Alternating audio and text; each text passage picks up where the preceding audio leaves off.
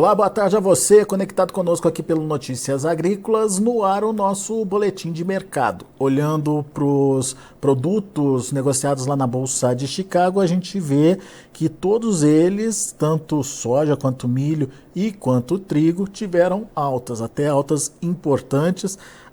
Milho puxando aí esse ritmo de alta em Chicago e a soja acompanhando bem. Dá para dizer que as altas da soja estão variando aí entre 11 e 17 pontos nos principais vencimentos. Vamos entender essa movimentação e quem nos ajuda é o Eduardo Vanin, analista de mercado lá da Agriinvest. Está falando com a gente direto lá de Curitiba, no Paraná. Seja bem-vindo, viu, Eduardo? Obrigado por nos ajudar a entender um pouquinho mais desse mercado.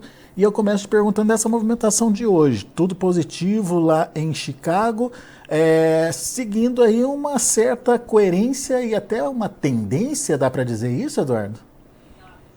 Boa tarde, Alexander. Boa tarde a todos. Bom, temos hoje alguns pontos importantes. Como você mencionou, a questão do corredor de grãos e várias perguntas sem resposta ainda quanto à continuidade do corredor. Eu acho que o importante nessa questão primeiro, sem a Rússia e a Rússia atacando, a Ucrânia conseguiria se defender? Hoje mostrou que sim. Conseguiu bloquear mísseis dos 34 drones suicidas, conseguiu abater 32. Bom, mas a pergunta é se vai conseguir todo dia, enfim, quando a Rússia estiver lá para atacar, os seus sistemas de defesa vão continuar protegendo. Então essa é uma grande dúvida. Ela vai precisar de ajuda, é claro, de sistemas dos Estados Unidos e outros lugares para manter isso aí. E aí a segunda pergunta é, com base nisso, é seguro para navios comerciais entrarem e continuarem a movimentação dos grãos? Essa é uma outra pergunta importante. Para isso, a Ucrânia já tinha previsto uma possível saída da Rússia, e aí ela vem criando um fundo que serviria como um fundo para fazer o resseguro das empresas de seguro. Quer dizer, aí você deixaria as empresas de seguro mais confortáveis em estar prestando o serviço de seguro para essas embarcações. Com isso, manteria o corredor e até melhoraria o fluxo, porque daí a Rússia, não tendo mais os fiscais que só enrolavam o serviço lá no Estreito de Bósforo, aí aumentaria a agilidade do processo. Aí a Ucrânia voltaria a ser um exportador ágil, como sempre foi, tá bom? Então veja que tem questões bem importantes, e é importante frisar que se não for seguro a navegação ali, provavelmente as empresas de seguro não vão mais fazer o serviço, e portanto os donos de navio também não vão mais colocar os navios ali, porque não faz sentido.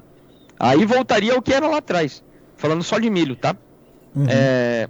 Durante o período de março a julho, que foi depois da invasão até o início do acordo, a Ucrânia vinha exportando numa média de 1 milhão de milho por mês.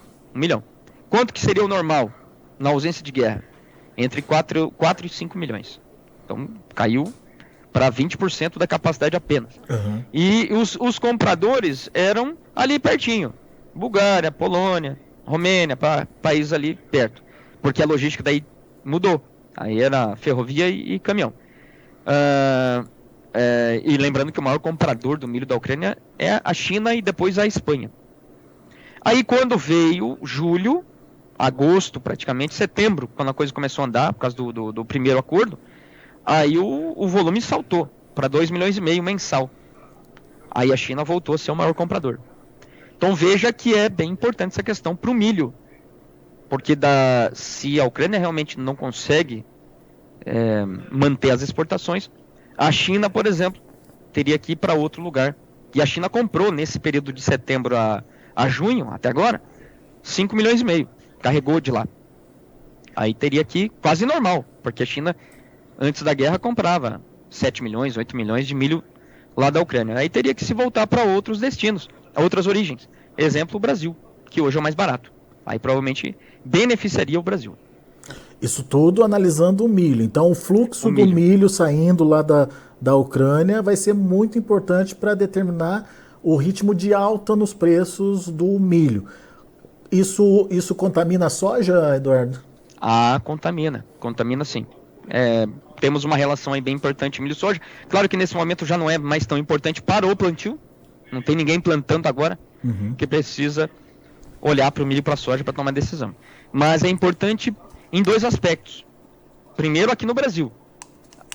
A partir do dia 30 de junho, quando tivemos o relatório da área, daquele dia até agora, o produtor brasileiro decidiu não mais vender o milho e vender a soja, porque daí a relação ficou extremamente distorcida. Por exemplo, vamos falar do Mato Grosso, 3,5 para 1. Hoje uma saca de soja compra 3,5 sacas de milho.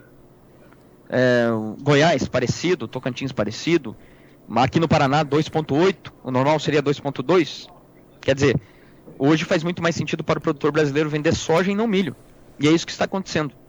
Portanto, essa relação soja e milho, a partir de Chicago, e aí acaba refletindo aqui no dia a dia também, é bem importante na questão do fluxo dos grãos. Mas o exportador tem interesse em comprar essa soja? A ponto de repente, mudar prêmio aí?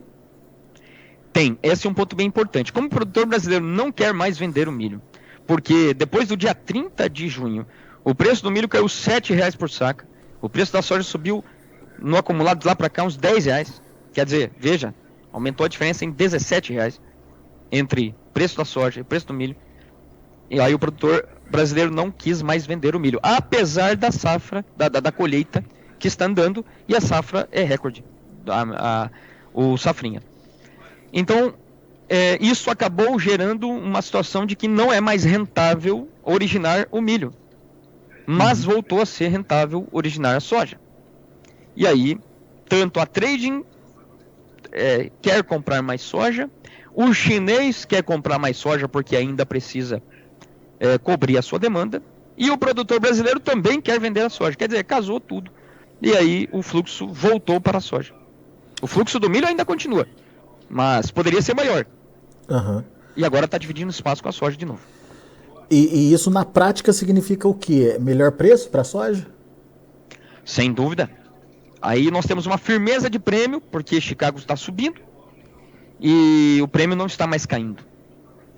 Então está mais ou menos parado. Quer dizer, o flat price da soja, Chicago mais prêmio, está subindo. E em reais por saca também, para a safra velha. Quer dizer, a safra, essa que o produtor está vendendo agora. Está vendendo agora. Isso não significa uma mudança para a safra nova ainda, Eduardo? Pode chegar nela também ou não? São coisas diferentes? Bem diferentes, porque o bushel da soja para março pode continuar subindo. Pode chegar a $15. Até 2 semanas atrás até escrevi sobre isso. Como e por que a soja chegaria a $16? Então é uma combinação de fatores. Um deles já está aí. Então o bushel da soja para março ele pode continuar subindo. Porém, para a safra nova aqui brasileira, até que nós tenhamos um problema sério de ou plantio atrasado ou quebra de safra, sei lá, então aí aqui o prêmio vai continuar prejudicando a conta. Só para você ter uma ideia, enquanto o preço da soja na safra velha subiu, recuperou R$10 por saca, o preço da safra nova não saiu do lugar. Em até algum lugar, no acumulado até caiu. R$1, R$2. Então veja que discrepância. Muito bem, então por enquanto tem estímulo, ou pode ter estímulo aí para venda de safra velha. O produtor tem que aproveitar ou enfim, como é que você está vendo aí a necessidade do produtor? Ele está atento a essa oportunidade, Eduardo? Olha, se a soja fosse minha, tá bom? Se fosse minha. Mas não é, então o produtor tem que pensar com a sua cabeça. Se a soja fosse minha, eu esperaria o relatório de agosto. Ah, é? Pode ter mudança aí na oferta americana, é isso? Ah, sim. O USDA fez um ajustezinho, michuruca, lá no relatório de julho. E aí o mercado não comprou aquele ajuste. Que foi o quê? Ele reduziu a demanda, mas não reduziu a produtividade. Reduziu a área, porque isso era obrigatório, por causa da revisão. Mas não reduziu, preferiu esperar para agosto revisões na produtividade. Por que faz sentido? Faz. Porque quase nunca o USDA mexe em julho. Salvo exceções, por exemplo, 2012. E ontem mesmo o relatório de qualidade de lavoura falou que a lavoura por lá melhorou, né? Melhorou. Então é difícil esse relatório aí, tá? Porque as condições ainda são muito baixas, mas estão melhorando. E é muito difícil no histórico de 30 anos, ou até mais, o NAS, que é o braço do USDA que faz esse levantamento, capturar essa melhora na fase reprodutiva. Porque daí no visual a planta já vai estar mais feia, vamos pensar assim. Não vai mais estar naquela fase vegetativa que no visual você vai vendo a diferença. Então daqui para frente melhoras na questão aí de condições, é difícil capturar isso aí. Agora, lá em agosto e setembro já vamos ter outros dados que são muito mais importantes. Por exemplo, número de vagens por metro quadrado e peso. Tá. Aí você já consegue tirar conclusões mais precisas. E aí, nós não podemos esquecer que daí nós temos o Crop Tour da consultoria ProFarmer.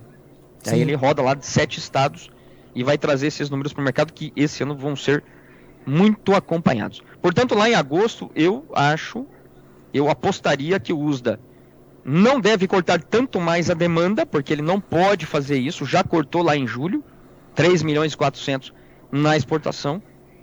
Faz sentido? Faz, claro. O Brasil está exportando, os Estados Unidos não. Mas cortar muito mais, eu acho que é muito, muito precipitado, muito cedo. Uhum. Mas ele vai fazer a revisão na produtividade, e eu acho que é para baixo. E aí o estoque americano vai ficar mais apertado. Hoje a gente está falando de uma safra que baixou de 122 para 117, se eu não me engano. Isso. E você está dizendo que tem potencial para baixar mais, Eduardo? Sim, meu número é uns 115 milhões. Agora para agosto. E para setembro, até um pouco menos. Porque lá para setembro vai ter a segunda revisão na área.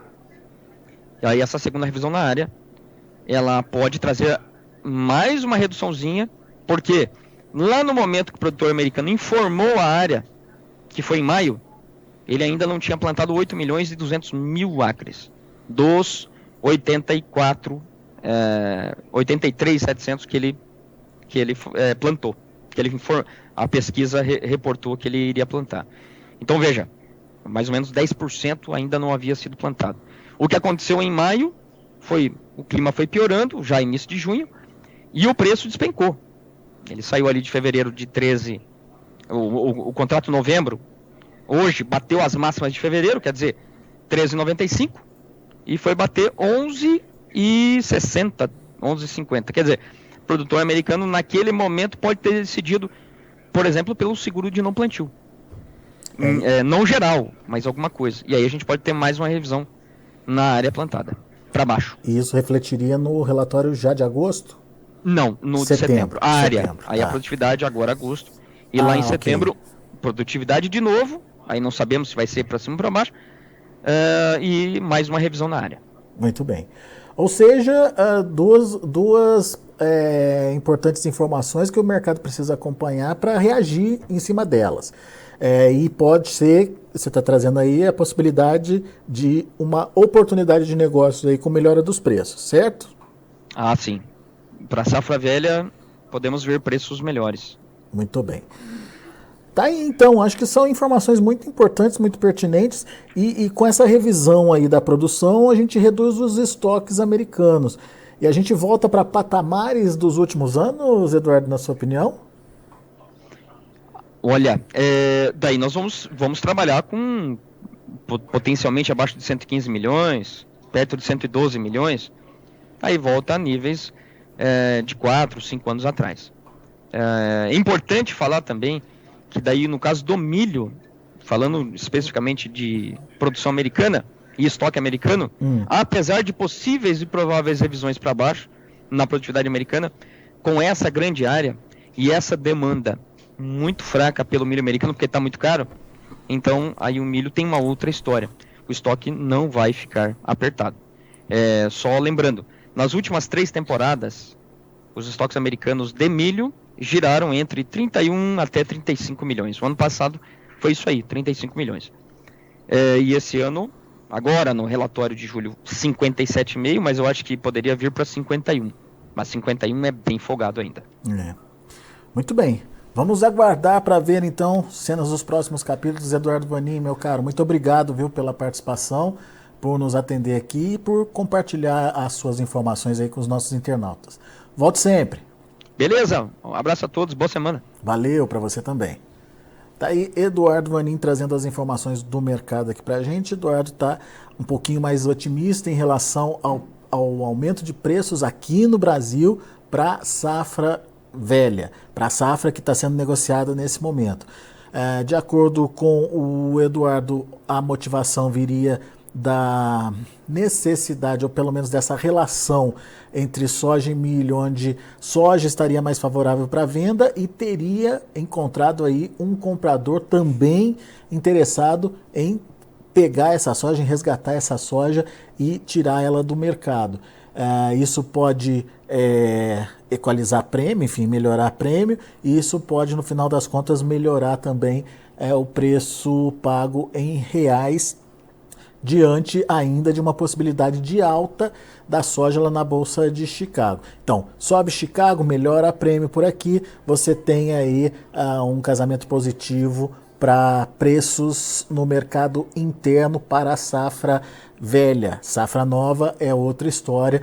É preciso ver como a safra brasileira, que vai ser plantada ainda a partir de setembro, outubro, como ela vai se desenvolver e se tem algum risco sobre ela. Daí sim, a partir daí a gente começa a ver os prêmios se mexendo para a safra nova. Mas por enquanto, ela pode, como exemplificou o Vanin, pode até subir para 15 dólares por bushel, mas os prêmios não vão deixar esse valor chegar no produtor, não.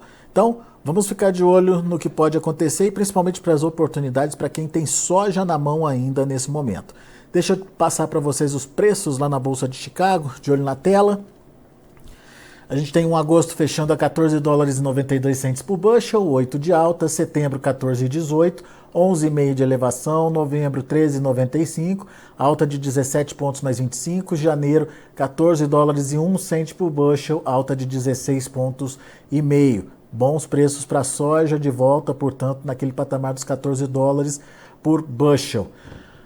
Vamos ver o milho hoje. O milho, sim, bastante impulsionado por essa questão Rússia-Ucrânia.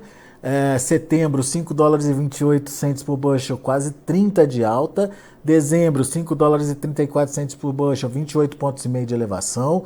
O março, 5,44, 27 pontos mais 25 de alta, e o maio, já de 2024, também 5 dólares e 50 centes por bushel, alta de 26 pontos.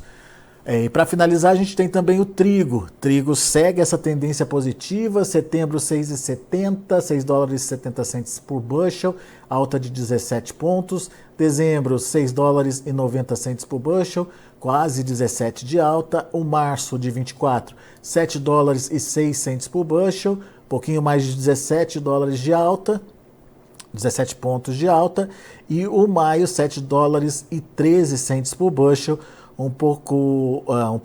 exatamente 17 pontos aí de elevação. São os números de fechamento do mercado lá na Bolsa de Chicago para soja, milho e trigo. Dia positivo por lá, trazendo aí um pouquinho de ânimo para as operações no mercado, principalmente para quem ainda não está participando ou quem ainda não conseguiu participar. São as informações então do mercado, mas agora eu quero me dirigir a você, produtor que está nos acompanhando nesse momento. As histórias da melhor história de agricultor estão lá para serem votadas, esperando pelo seu voto. Basta você entrar no site, procurar pela melhor história de um agricultor, clicar ali e ouça as cinco histórias selecionadas. São belas histórias de vida. Escolha a sua preferida e, obviamente, vote ali quantas vezes você quiser. Tem um recadinho também do patrocinador do nosso prêmio A Melhor História de um Agricultor, que é a Syngenta. Vamos ver? Você já conhece o Acessa Agro? É a plataforma de benefícios da Syngenta. Nela você ganha pontos através da compra de produtos da empresa. São mais de 3.000 itens que podem ser trocados por pontos. Vá agora ao Acessa Agro, acesse www.acessaagro.com.br e conheça mais detalhes. Se você é agro, acessa. Muito bom, a gente vai ficando por aqui. Agradeço a sua atenção e audiência. Daqui a pouquinho a gente volta com outras informações mais destaques. Continue com a gente.